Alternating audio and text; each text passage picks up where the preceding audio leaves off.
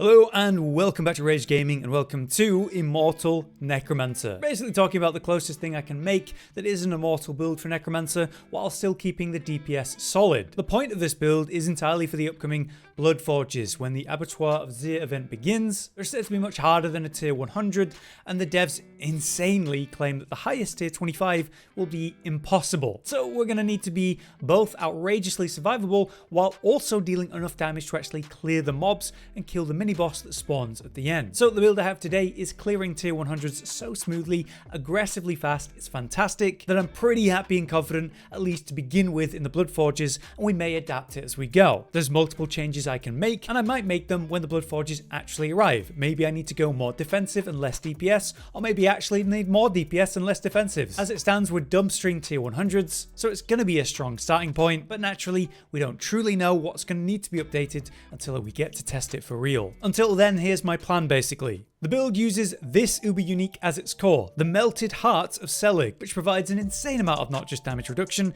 but complete damage mitigation. In short, it means damage taken is instead drained from our essence, our resource, rather than our health. So with this build, we don't actually use essence outside of applying Decrepifies, meaning it's all going to the uber's damage reduction, a fantastic concept. I'm not necessarily needing to push the resource generation or anything like that to make it work, so we just have so much damage reduction and complete damage immunity that we're building essence more than enough already, especially when combined with the regular 50 that we get from our meta dashing or blood misting thanks to Default's Will, so it's very good for survival purposes. But I do know we're talking about an uber unique build. Fortunately, there are alternatives to consider if you do not have that uber unique, but there's also a good chance you do. I've killed Duriel about 300 to 400 times and I only have the one uber, which is this one, so you might have alternatives yourself. We'll talk about the ones I'll suggest that aren't uber related though in the gear section. In any case, this is crushing current content like it's nothing, so I'm nicely prepped for the beginning of the event. So with all that said, let's explain the build. We're going to be pretty quick on the explanations though. We're beginning of course with the skill tree, starting with Reap as our basic so that we can get Acolyte's Reap, and this will also be your source of might if you're going to use that aspect. On the next tree, it's just 3 points into Hewed Flesh to generate some corpses through Lucky Hit, and then we go straight down to where we have Blood Mist and Corpse Explosion. 5 out of 5 in Corpse Mist means we're going to lower its cooldown as much as possible. Enhanced and into Ghastly means we guarantee get 3 corpses when we press this button. Corpse Explosion is maxed to 5 out of 5 with some item contribution to enhance its damage as much as possible, and of course we enhance it to Blighted to make it a shadow damage over time. We take 1 point into Grim Harvest so we can get to 3 out of 3 by Fuel by Death. This means consuming corpses gives us a nice damage buff. On the next tree, it is of course Decrepify at 1 rank, enhanced to Abhorrent, giving us our Lucky Hit chance to reset our cooldowns. It's also giving us 20% damage reduction to all that we're applying it to, and it counts as a curse, so we're taking Amplify damage to enhance the damage. We take 3 out of 3 in Death's Embrace to improve our damage to close enemies and also make them deal less to us. On the next tree, we have 1 point into Corpse Tendrils with some item contribution, enhanced to Plagued to make it a vulnerable spawner. Then we have our Shadow passives where we're 3 out of 3 in all of them for damage increase, movement speed, and stun potential. On the ultimate tree, it's Bone Storm of course, and then we're full sacrificing, so full standalone and Memento Mori as always, and our key passive is of course Shadowblight. For the Book of the Dead, it's the same as you should expect. The Reap is a sacrifice for increased shadow damage, we have Cold for better vulnerable damage, and Golem for the crit strike damage increase. When it comes to the Vampiric Powers, it's pretty interesting. The standard combo of Meta and Prey on the Weak is classic, giving us a guaranteed unstoppable effect so that we can always dash to generate essence with Default's Will and apply Vampiric Curses, which will make enemies vulnerable and will deal increased damage to vulnerable enemies. As we are using damage over time, we're taking Flowing Veins, massively improving that type of damage to those affected by a Vampiric Curse. Then we have Domination, which is going to increase our damage to CC'd targets by a major amount, and Sanguine Brace from Mob Clear. When we kill enemies, we fortify for a certain amount, and then when we reach a certain amount of fortify, we get crit strike chance, which is great. This is providing us with nice damage reduction and preventing us from dying. The only thing I'd like to consider in this build might be Anticipation to bring the cooldown of Bone Storm down, and you might consider that if you're using the lidless wall version of the build, which we'll talk about. This brings us to the Paragon, which is also one that I'll be fairly quick on, but I am just hovering over everything so you can see where the points are spent in case you want to, though this is pre-Abattoir, so we will make a glyph change with that new glyph that's being added. So to start with, we have the starter board where we come around to the right, picking up Prime, working our way up to our node, where we get Darkness as our glyph. Darkness provides a nice damage reduction to those affected by shadow damage over time, so it's a very important aspect of reducing the damage. Intelligence as our main stat is always a great thing to boost as much as possible on a starter board, so we want to give this as much as we can. This is how I achieve that, while also coming down to resilience and picking up the nodes around to get some extra health, and yes, even more resistance to all elements. But that's the starter board. We're going to work our way up to the top for our first board extension, which as always is Wither. Wither is going to massively improve the damage of shadow damage over time, so obviously it's the board we're going for, but also there's a bunch of rare nodes that really matter here. Starting from the bottom, we come up and come around to Gnawing Darkness and the nodes around that, then come left to the Glyph, where of course we have control. On the Wither board, your Glyph socket is also a great option for intelligence, getting up to 65 after you get the radius extension. Control is going to massively improve our damage to CC targets, both from its actual secondary effect and as you get more intelligence around the Glyph. This is how we achieve that, while also picking up a little bit of extra shadow resistance from Gloom, but mainly we care about Malediction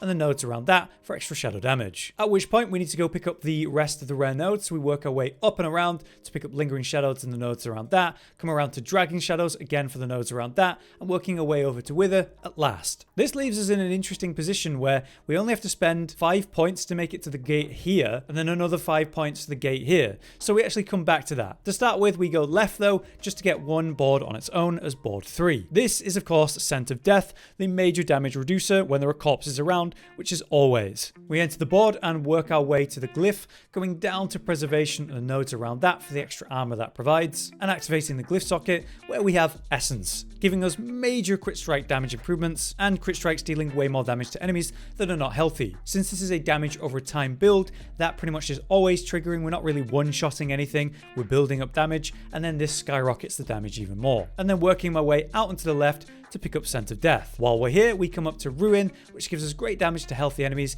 and crit strike damage as well. This brings us to board number 4, where we come back up to the top of the Wither board like I mentioned, and spend the 5 points to reach to the gate, where we have Flesh Eater. We're consuming corpses all the time, and when we get up to 5, we get a 6-second buff, 40% times increased damage, which is major. So we'll work our way from the bottom of the board, working our way up to the Glyph, where we have Scourge. This is the board where I'm able to get the most intelligence, so I put the thing that is most impactful on it. You and your minions deal 10% times increased damage to enemies affected by shadow damage over time, and also as you level it up, you get more shadow damage over time. But the new Glyph that's coming with the Abattoir of Zir is technically better. The damage potential, just statistically, like from what they've told us it might or probably will be, seems broken and busted. So I would probably replace Scourge with that new Glyph and pick up every single point around this Glyph to maximize its effectiveness as much as possible. In any case, until then, I'm running Scourge. And I spent my points like so, nicely picking up Erudite and also the extra resistance to all elements that are provided around that. Then we'll exit on the right, working our way up to the actual legendary node, and I also snag 3 points up this way to get some extra damage to injured enemies, crit strike damage, and stifle. At which point we exit the board, going straight to the right, coming to our final board, which doesn't actually matter all that much. I've got it as Bloodbath because this comes with Hardened. We are generating Fortify thanks to our Vampiric Powers, so this is going to increase your damage while you're fortified as a minor perk. So we'll enter the board, rotating the Glyph to be as close as possible, coming straight down to it, where of course we've got Territorial, giving us straight 10% damage reduction against close enemies, helping us be even more survivable. Also getting more dex around it provides us with extra damage to close enemies, which is nice, but I suppose I would drop off the points and just get the secondary effect active so that I could save the points to come back to where I've got Scourge, where I'm going to put the new Glyph, and pick up all these extra points to enhance that as much as possible. In any case, for now, we activate this like so, getting the extra dex around the board, and picking up Hardened and a couple of the magic nodes around that for the extra damage while fortified. And that's the current state of the board, which again, I will be updating when we actually have that new Glyph to socket in. Now it's time for the very interesting section where I'm going to have to talk about whether you have the Uber or whether you don't. So let's just start with what I'm running if you do have it. Starting with the amulet itself, the Melted Heart of Selig, turning our resource essence into damage mitigation. The problem with this is it means you're not able to run the old amulet that you were running, Blighted, to increase your damage as much as possible. So Blighted must come off the amulet and go somewhere else. I happen to put it on my offhand, but it just goes into any of the offhand slots that you have. For the ring, we're running X-Files, of course, with damage over time. We want that proc. It's great for mob clear and single target DPS too. And I'm still running Sacrilegious Soul, providing us with corpse explosions constantly and corpse tendrils as well, which will trigger while we're in Blood Mist, literally damage immune.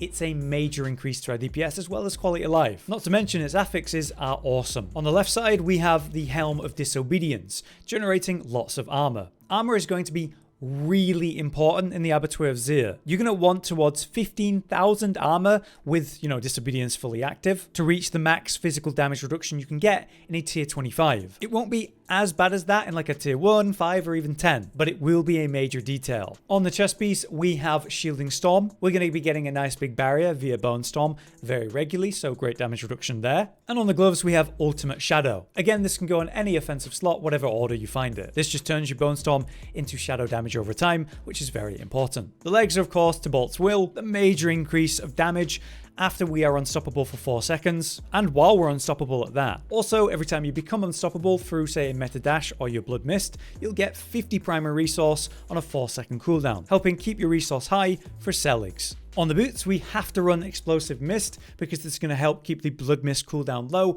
helping us stay immune to damage longer. Also, it detonates corpses for you, providing you with another way to deal damage while immune to damage yourself. Since it goes nicely on your boots, it's too good to pass up. On the wand, we have Grasping Veins for the great critical strike chance and damage increase that provides, but again, as an offensive slot, it can go in any of your offensive slots. Lastly, the offhand, my focus, that's where we put Blighted. So that's the setup with seligs. If you were to not use seligs, then you'd be using Blighted on your amulet and you'd be using Lidless Wall as your shield. This would generate Bone Storms at range, spreading your shadow damage over time more, and as a shield, it provides massive damage reduction. Also, by having more Bone Storms, you're going to generate more potency with your Shielding Storm, which is another great damage reduction. This is great, but ultimately, I don't think it's as good as seligs, which to be fair, is an uber unique. It should be better, but that's the alternative I'm going to suggest to you if you don't have seligs. Now, outside of that, another change you could make is take off Tibalt's Will and slot in an aspect like Might on a 4 out of 4 defensive leg slot. Might would provide you with 20% damage reduction for up to 6 seconds every time you use a basic, so you just keep reaping regularly to maintain that damage reduction. This is a major damage loss, but it is a major damage reduction increase, and we may need that. It's just hard to know, so it's something I'm considering, so be aware of it. That brings us to our affixes. So let's talk about damage reduction as the most important thing to begin with. You want health, armor, and raw damage reduction on your helm, chest, and potentially legs if you're not using Tibalt's Will. After that, you'll get other types of damage reduction, like damage reduced from enemies affected by shadow damage, or damage reduction from close and far enemies. I'd also like you to be aware that the boots are generally great slots for affixes for element resistances, like I have fire resistance here. You could have 3 different resistances here. What really matters is that you're at the cap of all elements, like I am here at 70% in all of them. So however you manage to achieve that, that's up to you. But boots can be a really helpful way to do that. Now, of course, with a build like this, you're going to want as much lucky hit as possible. So you want to be running a wand because it has that inherently. You want it on your gloves. You want it on your helm through the lucky hit chance with a barrier. If you're using a normal amulet, you'll get it on the amulet. And of course, we have it on both our rings. If you are using a focus, you can get lucky hit and lucky hit with a barrier on that too, like I have here. Second to lucky hit is just general cooldown reduction, which is nice. But after that, you'll be looking for things like shadow damage and shadow damage over time, crit strike chance, vulnerable damage, and Vega damage increases where possible if you can fit it. For the gems, it's rubies as always for health. We've swapped away from the improvements to damage over time and gone for critical strike damage to vulnerable enemies. It's just spikier, burstier, which is what we need. In the jewelry, it's up to you what element resistances you're going to need. I was lacking in cold resistance, poison resistance, and lightning resistance, so those are the 3 that I slotted to reach the max cap in all of them.